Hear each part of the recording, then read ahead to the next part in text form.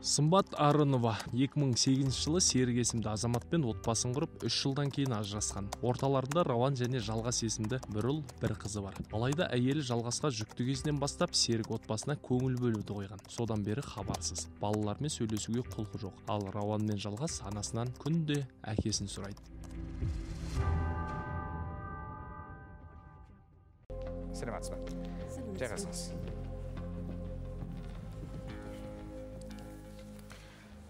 Қош келдіңіз бағдарламамызға. Менің есімім Сымбат болады. Мен жолдасыммен балаларымды татуластырып, әкелерін көріп біліп өссе деп ойлағам. Балаларыңызды әкесімен татуластырғыңыз келеді. Соны мақсатпен келіп отырсыз. Жақсы.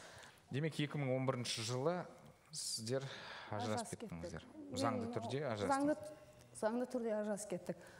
Біз отбасы құрғанға көп тұрған жоқпыз, ойлағам. Жақсы адам, үлкен адам сыйлайды, жақсы болып өмір сүреміз деп. Бірақ екіншісіне жүкті болған кезде де қол көтеріп, ішімдікке салынып жүрді. Сосын ол Астанаға кетті жұмыс істеп, Астанадан жақсы нетіп табыс тауып, үй алайық деп. Екінші балам босанған кезде Жалғасты. Солай кеткен, 40-нан шығармастан Астанаға кеткен. Оны мен күттім, үйде отырдым, баламен кішкене. Звондайып, хабарласып тұрамыз. Әні келем, әні ақша салам, әні ақша салам. Үй жасап алайын, сосын тұратын квартира алу керек, біз сол жаққа тұрсақ, көшіп барсақ деген. Сосын 4-5 ай өтті солай жүрген кезде. Сосын мен звондап айттым, келмесең, балаларға көмектеспесең, мен сотқа берем, ажырасамын дедім. Сол кезде ажырасаң, ажыраса бер, сен бәрі маған қайтып келесің, сен 2 балаңмен өмір сүре алмайсың деп айтқан кездерде болған. Сосын мен бала 6 айға толмағанша Қазақстан өкілеті бойынша ажырасуға болмайды екен. 6 айлы болған күтіп, 6 ай болған күтіп, сотқа бердік. Сот бірінші шешімді, бірінші кезде сөз айттық, 2 ай берем, сіздерге қосылып татуласатын болсаңыздар деді. О кезде де келгенде жоқ. Жаңа кейіпкер келді. Сымбат. Жалғастырайық әңгімемізді. Қазіргі таңда 2 ұлыңыз бар, жолдасыңыз қайда екенін білмейсіз. Қызым бар, ұлым бар. Үлкені қыз. Иә. 2 перзентіңіз бар деген. Бізбен ажырасқанда ол үйден кеткен кезде Астанаға кеткен бірінші. Қазір Атырауда ма, Ақтауда ма, сол жақта жұмыс істеп, сол жақта әйелі бала шағасы бар. Екінші отбасы бар. Негіз заңды некеде тұрдыңыздар ма? Заңды некеде тұрдық, заң түрінде ажырастық. Алиментті осы балаға қазіргі күнде 2 балаға 15 мың теңге береді. Аударып салған. Ең бірінші... Айына 15 мың теңге 2 балаға алимент төлейді? Иә. Қанша күннің тамағы бұл? 2 балаңыздың? 2 баланың күнде мектептің тамағын ғана деп есептесе, күнде мектепте жеп ішетіні 350 теңге асхананың тамағы, сосын су бірден кейін ішетін болса, қосымша 500 теңге қалтасына бересің 2 балаға. 700 теңге, 2000 теңге бір күнде балаға кетеді. 15 күнде 7 күн, 10 күн, ары кетсе 10 күнге ғана жетеді. Күнделікті қалтасына салып беретін ақшасы. Негізі жолдасыңызбен былай сүйіп қосылдыңыз ба? Сезім бар ме еді? Үлкендердің айтуымен үлкен кісі болғаннан кейін менен өзі 13 жас үлкен. Бақытты боласыңдар деп айттырып қостырған. Үлкендердің ата-анаңыз ба, кім? Бауырлы туыстарыңыз ба? Ата-анам бар, Серіктің мен бұрынғы жолдасымның ағасы бар. Момын қыз, жақсы қыз. Ол кісілер таниды бір-бірін? Сіз демек танымағансыз ол кісіні? Ол кісіні көрдіп, сондай араласып жүрген жоқпыз. 1-2 рет қалаға шыққан кездеріміз болды. Мен ол кезде студент болдым. Нешеде жасыңыз ол кезде? 18-де. 18 жаста болдыңыз? 18 жасына тұрмысқа шықтым. 18 жаста 1-2 рет танысып, көрісіп жүрдік, болды. Көріскен кезде сәлемдесіп, амандасып жүрдік. Ол кісінің жасы сол кезде, демек? Мен 18-де болсам, 32-31-де болған. Сізге дейін отбасы бар ма еді? Жолдасыңыздың болған ба? Қытайдан келген қазақ болатын, о жағын білмейді екен. Өйткені мен Қытайға барған кезде отбасы жоқ деп айтты.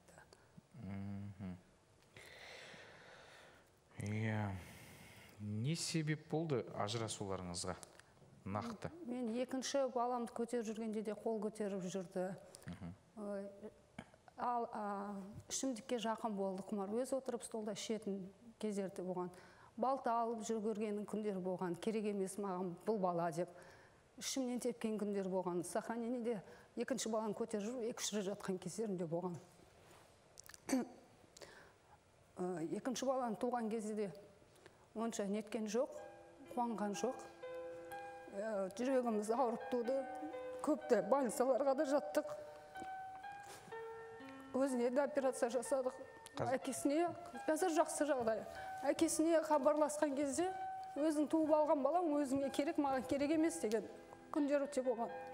Оның бәрін шыдап, қазір көтердім, жақсы оқиды. Көзімізде жақсы көреді. Бірақ бірінші сыныпқа барған кезде, әкесін сұрап, балаларды мазақтаған кезде, сол жүрегіме батқан.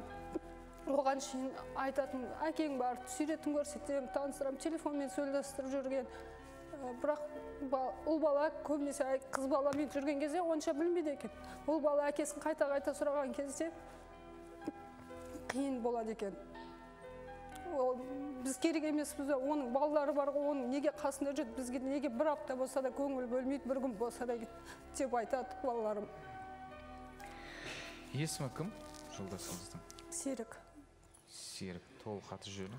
Оразай Серік. Оразай Серік. Ол кісінің қазір демек Атырауда отбасы бар, балалары бар, е? Балалары бар. Ол кісі Қытайдан деп айттыңыз, е? Иә, Қытайдан келген қазақ. Осы жақтан документтерін жасаттық. Қазақстан Республикасының азаматтығын алдырдық. Қытайдан келген дәрігер болып істеген, лицензиясын да алдық осы жақтан. Демек дәрігер ол кісі, е? Дәрігер. Ақшаны жақсы табады, ішімдікке салынбаса, қызғаншақтығы болмаса, ол жақсы адам. Ішімдігі бар, қызғаншақтығы да бар. Мен өзім әке-шешем колледж бітірген кезде мектепке жұмысқа орналастырдық. Бухгалтердің көмекшісі болып. Ол кезден де қызғанып, ұрып, шығарып алған жұмыстан. Оқушылардан қызғанатын. Жеке үйде тұрған кезде де қызғанатын. Көршілердің балаларынан, оқушы балалардан, 3-4 класс оқитын балалардан да қызғанатын. Сен бірге болдың, бірге жаттың деп қол көтерген күндер де болған. Ондай ер азаматтар өзіне сенімсіз болғаннан кейін солар қызғанып сондай нәрсе айтады деп мен естуім бар. Қазіргі таңда балаларыңызбен араласпайды, іздемейді балаларын, е? Балаларын іздемейді, былтыр келді. Бір күн, осы 10 жасқа ұлым келді, осы сентябрдің 24-і 10-ға келеді. Сол кезде 4 ағырыз көрді әкесін. Ес жиғалы 4 ағырыз көрді. Ұлым да, қызым да.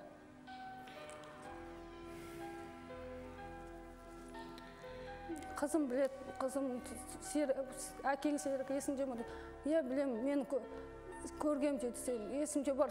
Мультик маған кейін, мультик сияқты көрді, сен ұрып, жатқан есімде де, сен жылап, бұрышта отырған есімде деп айтқан қызым 1,5 жастағы баланы есінде қалған сол әкесінен.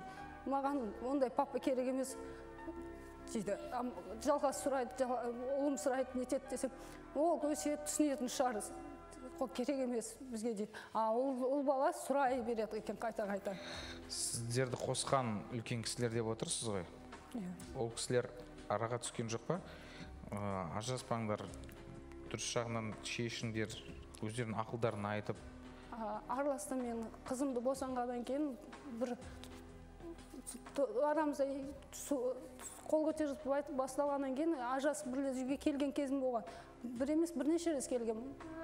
Үлкендер айтты, қайтып бар, іштен кетпейді, кешірім сұрап келген кездерде бара сал қосып жүретін бізді.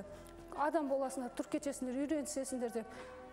Кейін жол маған қол көтеріп, және кішкентай балаға қол көтерген кезде мен оған шыдай алмадым. Мен жарайды ұрса, мен шыдап көніп жүре беретінмін. Кішкентай балаға, кішкентай дәретке бұтына отырып қойған кезде, кішкентай қызым қол көтерген кезде айуандықпен шығар деп ойлаймын. Балаға қол көтерді. Мен қанша қателік жасаса да балаларға әлі қол көтеріп қатты ұрысып та көрген жоқпын. Сіздің неңіз тұрады? Мен қазір 39 салмақ. Мен ол кезде 65 салмақта болғам. Қазір салмағыңыз 39. 39 келі. Мен екінші балам босанғаннан кейін салмақ жиналған жоқ. Барған сайын 10 жылда азып, 39-да 5 жыл ма, 7 жыл ма жүргенім 39. Не қосмаймын, не азбаймын. Сіз сонда бір дертке шалдықтыңыз ба, әлде уайым қайғының кесірінен ба? Қазір жүрегімде шым бар, зобым бар. Зоб оны кезде болмаған. Ол кезде денсаулығым жақсы болған. Қазір зобтан деп айтылады. Бәрі дәрігерлерге қарасам, бәрі жақсы, ішінде құрт та жоқ, іштен кете жоқ. Зобтың көбісі айтады. Зобтан сен асып кеттің дейді. Еттің тапшылығы да. Қазір балаларыңызға, қызыңызға, ұлыңызға кім қарайды? Әке-шешем қарасқан кісі. Әке-шешеңіз. Демек, сіз қазір ата-анаңызбен бірге тұрасыз, иә? Иә. Қай жақтан келдіңіз бізге? Алматыдан. Алматыда тұрасыздар? Алматыда тұрамыз. Өзіңіз немен айналысасыз? Мен магазинде сатушы қызметкерін атқарам. Тағы қосымша жұмыс істеймін. Балам бойы кішкентай болғаннан кейін ол да ай күніне жетілмей туылды. Ешкіні бағып, ешкі асырап, сүтін беріп отырмын. 4-5 тауығым бар. Екі жұмыс істеймін, және үйдегі жұмыстарым бар. Екінші жұмысыңыз? Айтпай қойсам. Еден жуушы. Еден жуушы. Негізгі жұмыстан кейін, екінші жұмысқа сағат кешкісін бар, 1-2 сағат салонның еденін жуамын. Сіз өзіңіз қандай келін болдыңыз? Әрине өзімізді мақтаймыз. Мен енемен тұрып көрген жоқпын, шын айтам. Әке-шешем бізге типобарачный 3 комнаталы үй берді, сонда тұрдық. Онда үйді ескі үй деп шықты. Тырнақ астынан кір іздейтін адам болды. Жарайды, мен кішкентай болып білмейтін шығармын көп нәрсені. Тамақ дұрыс жасамаған шығармын. Сол кезде де көп неткен. Біздің бөлекте шықтық, ағасының үйінде де тұрдық. Ол жақта да мен өзім больницаға түсіп ауырған кезде, ол арақ ішіп отырып, газды қосып кеткен үйді өртеп жерде жазаған күн болған. Және жеке жер үйде де тұрып көрдік, біреудің үйінде де жалдамалы арендаға алып. Ол жақта да жөндеп тұра алмадық. Мен өзімді 100% жақсы келіншек болдым деп айтудан да бір жағынан өзім ұялам, өйткені ол кезде жас болдым. Ол кезде көп нәрсені білмейсің, кімге қалай сөйлейтін, кімге қалай күлетін. 18 жасыңызда тұрмысқа шыққан болсаңыз, әлі еш нәрсені көрмегенсіз, балалық да бар ғой. Хадиша апай. Менің бір дегенге неғып отырмдар, қатты қынжылып отырған жағдайым бар да.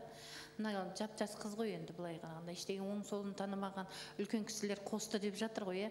Осы қыздың көз жасы. Одан кейін бұл үлкен кісілер қателескені, 2 бала жетім қалып жатыр бір жағынан. Осы мәселеде бұл қыздың көз жасы обалы кімге тиер екен? Соны әкесі келіп қарасы екен, мынандай ұрпағы ғой. Үлкен кісілер қателік қылды бұл жерде. Үлкен кісілер қазіргі заман мынандай емес қой, мысалы. Баяғы заманда емес қой. 9 жаста, 13 жасар балаға, 15 жасар балаға үйлендіретіндей. Ақыл есі мына заманға сай жасау керек еді. Қазір мына қыздың көз жасына обалына кім қалып отыр міне. Жақсы, рахмет, түсіндік.